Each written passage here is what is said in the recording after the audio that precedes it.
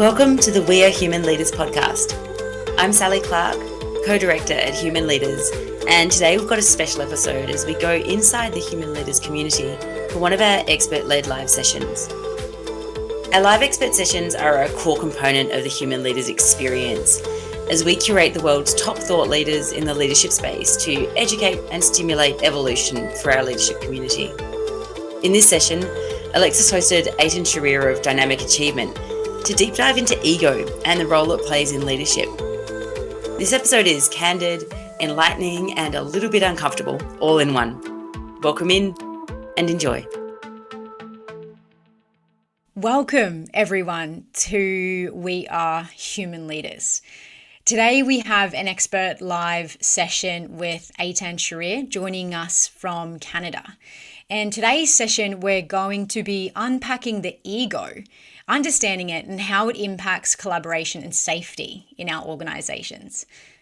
So collaboration and co-creation, these are words that many of us have actually heard, but quite often we don't truly understand their anatomy and how we actually imbue these into our organizations. So we'll be really exploring and unpacking this concept today through the lens of leadership and the impact that we have either in cultivating collaboration and co-creation or destroying them, and sometimes unknowingly. So in a report published actually just yesterday by the MIT Sloan Management Review, titled Orchestrating Workforce Ecosystems, Strategically Managing Work Across and Beyond Organizational Boundaries, they discussed the quickly shifting nature of our workforce to be moving away from the office and the typical full-time employee structure to a more decentralized hybrid work called the workforce ecosystem. And this includes things like temporary workers, part-time workers, contractual, consultant workers, and a myriad of other forms of employee arrangements.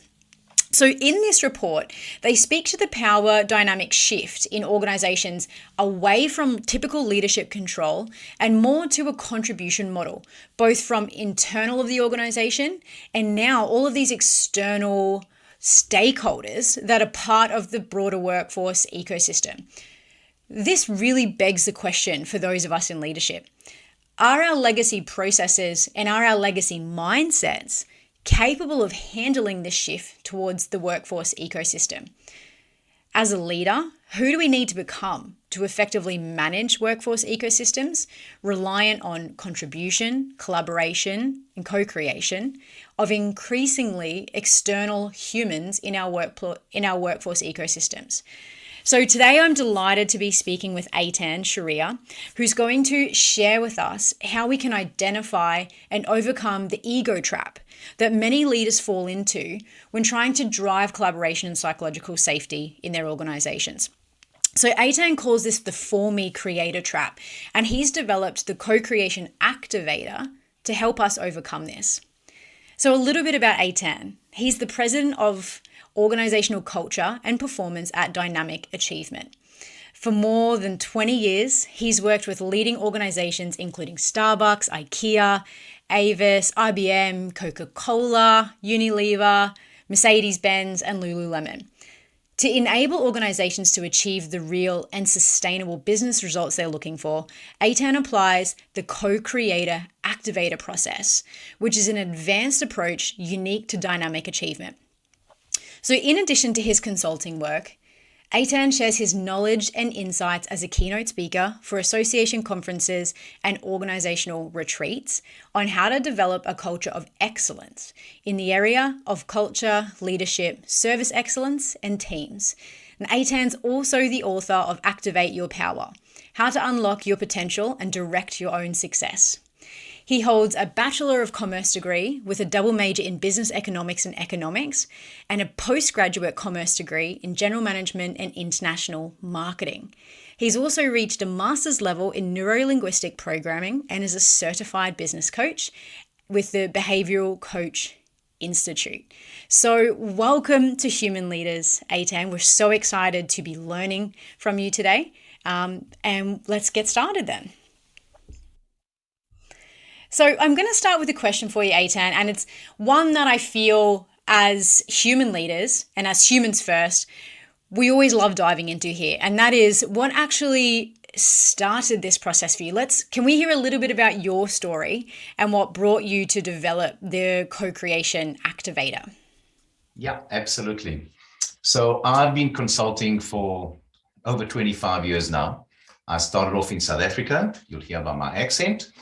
And when COVID started 2 years ago, I was out of work for 3 months because all my clients had to figure out how to survive. So basically there was no training, no development. And that was actually a blessing in disguise because it gave me time. It created space for me to start reflecting on the past 25 years and why some of my clients have been so successful in certain areas and why they haven't in other areas. And upon that reflection, I started to see the gaps. I started to see that there were certain areas that they were very good at that helped them move to a certain level. But there were other areas, these same successful companies, that they didn't do a great job. So they could have been maybe very clear on strategy and everyone was clear on the plan, but the leadership wasn't strong enough. Or they had a good plan and strong leadership, but the rest of the team weren't fully engaged and fully aligned. So there was something, and that reflection started to identify 5 key areas that if organizations focused on all 5 key areas, they would achieve excellence. And so that's how it started. And so I came up with this with my business partner, with this co-creation activator. We gave it a label that has got 5 stages to it. The first one is co-creation mission. We can talk about it a little bit later on. The second one was the co-creation leader. How do leaders engage and influence co-creation? The third stage is the vertical mindset installer, how to install this mindset for everyone in the organization. The fourth one is the co-creation culture activator. How do we activate a culture of excellence? And the fifth one is what I call the Supermind accelerator. It's taking co-creation to another level altogether. So that's the story of the co-creation activator in a nutshell. Yeah, fantastic. Thank you for that. Just before we go further diving into the Co-Creation Activator, I wonder if we can just take a moment to look at these concepts and put some language to them a little more. So, many understand collaboration as the ability to work together towards the common purpose or goal. And I think quite often that word can be maybe used interchangeably with co-creation if people aren't fully aware of the difference in language there. Can you explain a little bit for us the difference between collaboration and co-creation and why you think maybe organizations should be focused on the latter? Yeah, I think there's room for both. Collaboration, I think we all know, is a predetermined goal. We come together, we collaborate to achieve that goal. Okay, Very clear, and there's room for that. We want that. Co-creation, in the way that I frame it, is a different context. And it's also a higher level of awareness to collaboration. So this is a very important thing. There's a different context and a different level of awareness for the individuals that come together to co-create. So when we come together to co-create, there's no more me and there's no more you. There's no more my wants, my likes, my preferences.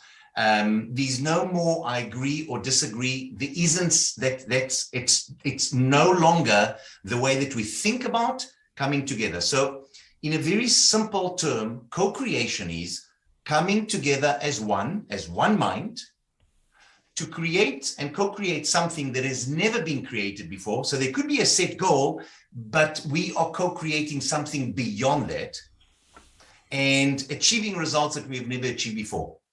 So once again, co-creation, a different level of awareness for the individuals, coming together as one thing, which I call the Supermind, and we are pooling all of our resources, all of our experiences, all of our intellect, all of our creativity into one big mind.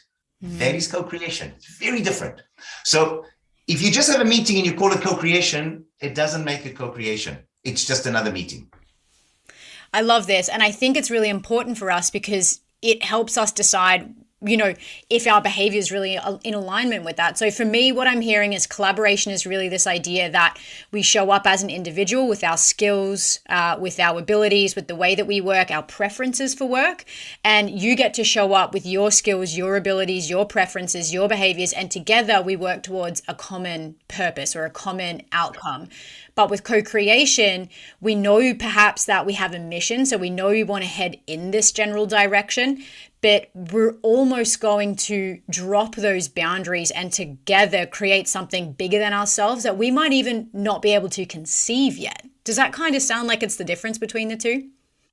Absolutely, you nailed it. And an example that I can use here, and it's a little bit out there, but I think it explains it for something that people have experienced. When you fall in love, there's an experience of oneness. In co-creation, there's an experience of oneness. There's no more division and there's no more separation. And it's like there's a magic. It's a magic space that we create together where there's no ego. And that's a big, big thing. There's no ego in the room for co-creation to actually happen. And that's why it's not an easy thing to do. I agree. And I would almost counter that organizations are set up so that that doesn't occur quite often, because we hire people based on skill sets and by the things they can bring to the room so that they can really employ those parts of themselves to help us move towards a goal. So we almost need to counteract some of that thinking and bring all of those parts to ourselves together, as you said, as like this supermind. Yeah, absolutely. Because in the co-creation, or the supermind, which is basically when we co-create, we become a supermind. We are all bringing everything of ourselves. You see, there's no suppression of anything. We're bringing everything of ourselves, but in an undivided way. I think that's the key thing. We are one thing, but all of our resources and all of our experiences and all of our creativity is pulled into that one thing. And that's why we move so much faster towards anything that we are actually doing, because there's no I agree and disagree. Look, think about most meetings and all the noise and friction and egos that are happening in a lot of the meetings. You don't have that. That's why things move much faster. Incredible. Now, it sounds to me that psychological safety is an essential ingredient here to co-creation, and that creating the space, as you said, for people to be able to contribute, to perhaps challenge each other safely, to show up, as you said, integrated. So not showing up as the engineer or showing up as the marketing professional, but showing up as a human being to contribute. It sounds like there needs to be an underlying level of psychological safety for this to happen. And is this a key leadership function within that co-creation model? Do leaders need to be able to foster that to actually build co-creation? Very much so. Yes, they need to help create the space for us to be able to come there without having to worry about anything. There's no positionality. There's no authority in co-creation. So it doesn't matter who's there. I mean, the president can be there. It makes no difference whatsoever. In co-creation, everyone is 100% equal. So psychological safety is paramount to co-creation being able to happen in the first place. And the second thing, of course, is having the right mindset of wanting to be in the space, once again, to create something beyond myself. So that's where leaders need to show up, to create that environment in the first place. So I want to dive in now, Eitan, into your work around what you call the for me creator trap, and that this acts as a major barrier stopping organizations from really embracing this idea of co-creation. Can you explain for me this for me trap and share with us as a leader, what are some of the signs and symptoms that we might be operating from this for me creator trap? Certainly. So the for me creator trap is where, unfortunately, most people are coming from, which is what's in it for me. And when you're working with a team and a lot of your energy is focused on what's in it for me, you are not thinking that much about the others. So it's not about the we space, the team, the organization, the customers. It's how am I going to further myself? So it's very much ego-based, and again, I don't want us to see ego as a negative or a bad thing. Ego is just identification with and attachment to my personal mind. That's all it is. It's not the villain and it's not the devil. It's none of these things. Okay, but personal mind, which is generally ego, is driven by my preferences, my fears and insecurities, my biases. So the for me created trap is when the lens through which I look at life and look at my work and look at my colleagues is, what am I getting out of it? How can I get further ahead? How can I prove that I'm okay? How can I not feel bad? And what that does, it causes a separation between us. It causes a division. And when we fall into the for me created trap, we cannot come together as one. So it's basically the antithesis of co-creation, of the supermind. It's a barrier. Right. And, this idea of the ego, as you said, it is an innate part of us. It's something that we've developed essentially as a protection mechanism as a child to keep us safe from the world around us. And as such, it's sort of this sneaky subconscious thing at times. And those of us, even with the best intentions, quite often can't always identify where that's coming up. And do you find that leaders struggle to identify maybe where that ego is coming through in their work? Absolutely. The less aware people are, the less aware that they are even coming from ego, that there is an ego in them. So in order to be able to spot the ego, and number one, and then to transcend it, go beyond it so that you can see it without it disturbing you, you have to be awake enough or aware enough or conscious enough to be able to see, oh, here's my ego. Here's my ego. Look at my hand here. Here's my ego showing up. Here's my ego showing up, stimulating a feeling. Here's my ego coming up with thoughts. I'm not good enough, or I'm special, or whatever it is. It's only when you start to observe the ego from a metacognition perspective, from that prefrontal cortex part of our brain that is able to disassociate from me, the experiencer, that you can start the actual work of freeing yourself from the ego. But for as long as you are coming from ego, most people are not aware enough that ego is operating through them, that the lens through which they look at life is ego. Yeah, gosh. And it's a difficult thing. And I want to start with then, for people listening, what's the first step as a leader that we can take, shifting from what you call the for me to the for we, or that true sense of co-creation in an organization? Where do we start? Great question. I think that the first step is starting with the mindset of, I don't already know it. Okay, I don't already know it. Because you see, the ego always wants to prove that it already knows it. It doesn't matter what it actually is, but it always knows it. I know, I've figured it out, because not already knowing for the ego is a sign of weakness, is a sign of fear, is a sign of annihilation.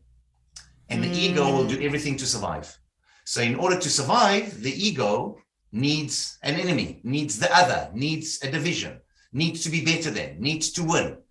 So coming from a mindset of, I don't already know it, even though I know a lot of things, but a mindset of I don't already know it creates the opening for me to be able to be more interested, more curious, and then there's a chance that I will start to see that ego is operating in my life.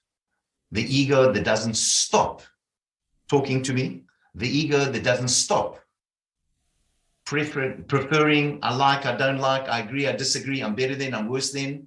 So that is the first step, and it's a very big step, because when people have got a big ego, the last thing that they will do is coming from, I don't already know it, because they have to prove that they already know it.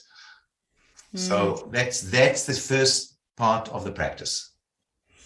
Yeah, and I imagine that for those of us who might not have created the space or allowed ourselves an opportunity to dive into that before, witnessing that ego for the first time is going to feel very, very uncomfortable. And do you think that it's something that we're able to do by ourselves, or do you think it's something that there's space to be supported by others, or perhaps have someone guide us in a way of witnessing maybe where that might be showing up in our decision making and things like that? So the answer is yes and yes. Can we do it on our own? Yes, we can. It depends on where you are at right now in relation to your awareness.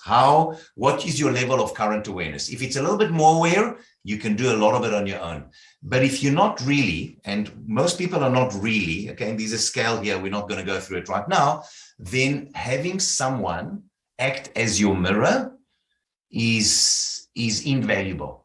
And that someone, Alexis, this is very important, is someone that you trust, that they really care for your well-being. Because when the mirror is put in front of us, the ego freaks out. And remember, the ego will do everything to survive, which means that the ego often lashes back. You don't know what you're talking about, even if it's your lover, your partner, your whatever you want to call them. So there has to be a very high degree of trust with another person for you to be willing to allow them to say in a very gentle way, "Oh, Alexis, is this your ego talking right now?" And basically, it's just the mirror. It's got nothing to do with me. And if you are courageous enough to be able to do that, then there's hope for you to be able to do the work and free yourself from the ego. Otherwise, sorry, forget about it. You will die with your ego inside you, and you wouldn't have transcended it. You wouldn't have liberated or freed yourself from the ego because you're not willing to do the work. It requires a lot of courage. I resonate with this feeling of uncomfortability so much. And I recall in my very first leadership role working with the team, the first time I received feedback, that my goodness, it felt so uncomfortable to my ego. And again, it was just this idea that my intentionality wasn't in fact the impact I was having. And although I felt internally that I had the best intentions, I just wasn't aware that there was still this underlying protection mechanism happening by my ego that was really stopping me to move beyond some of those, need to control small details or whatever the case might be. And the first time that mirror got held up to me, it was super uncomfortable. And I think, as you said, the ego will then kind of create excuses or mitigate that feeling of uncomfortability by creating, again, more excuses or more layers to not have to face itself. And I think coming back to your point earlier about being able to dive into the ego with curiosity to self-witness, I think there has to be that ability to approach feedback with a real curiosity as well, and witness when it feels like we're under attack in that scenario too. Do you find that's the case? Very much so. And I just want to point something, Alexis, because I think this is really important as an observation. The language that you're using is perfect, because what you said is, my ego felt uncomfortable. My ego was saying, you see, by just merely speaking like that, you are disassociating from the ego. You're talking about this thing. Yes, it's part of me, but you're talking about it instead of I felt. Can you see? Now, that's already a step up, okay, from being identified with it. Now, the ultimate level is, okay, my ego was doing fear, okay? My ego was doing freaking out. Just that language creates an even greater separation, but the way that you're using it is great. I think that observation is one of the most important things. And when people are really committed to doing this work of freeing yourself from the ego and being able to be that leader that we're talking about with incredible capacity to deal with stuff, as life is full of stuff, what is required is the courage to see it for what it is. And I know this is so challenging, but to stop personalizing every experience that I have and every thought that I have and every feeling that I have and make it my unique, special me, because that's where the ego comes in. Can you see? So I think that's where we can do the work, all of us as leaders, to be willing to be courageous enough to take feedback and see it as feedback and not failure, because there's no failure. There's only feedback. And when we see something as failure, is because we got attached to the outcome and identified with the outcome. and believe that when we achieve this, then we will be that. And that is the trap of the ego. I appreciate that so much. And this idea of creating space between ourselves and the ego, I think, is really empowering, because we're able to step back, as you said, and disassociate ourselves from outcomes so that we can actually approach things from a learning and from a curiosity perspective, knowing that the result isn't indicative of who we are as a person. It's just our ego's reaction to the perception of that. We hope you enjoyed the first half of this powerful conversation with Eitan Sharir. Be sure to tune into part 2 when Alexis and Eitan dive deeper into imbuing egolessness into organizational cultures and the critical steps to getting there. See you next time.